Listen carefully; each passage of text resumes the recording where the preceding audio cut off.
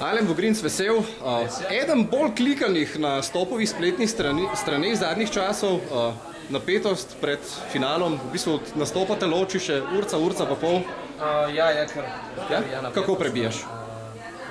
Kako prebijam? Z vodo. Z vodo? Pomaga to. Dolenci ponovadi imajo druge pristope, ne? No, sej.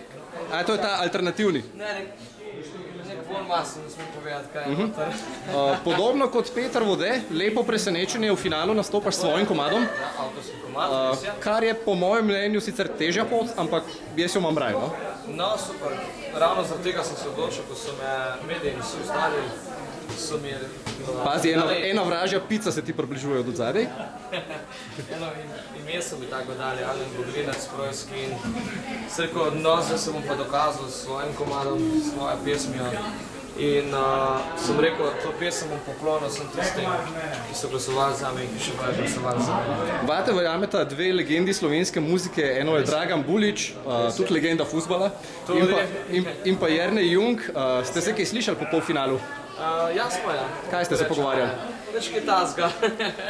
Enostavno, da pač držite pesti zame, pa kar bo bo. Vprašam tudi zato, ker z Jernejem so se pogovarjala po polfinalu in te je v bistvu najavil kot naslednjega vrstnega pevca po Otu Pestnerju, kar ni mehna stvar, ne, v Sloveniji. Res je, no, sem kar ponosen na to izjavo, ki sem jo tudi sam videl, no. Kaj ne rečem, lepo to. Lepo mišljenje. Med polfinalom in finalom se je tudi mečkano umirjala tvoja medijska prepoznavnost oziroma vsa ta gonja okoli teh otrok in pretepa. Nikar paše, fajn je. Sede? Sede, super. Najlepša hvala za enkrat, se slišimo po razglasitvi rezultatov. Čau, čau.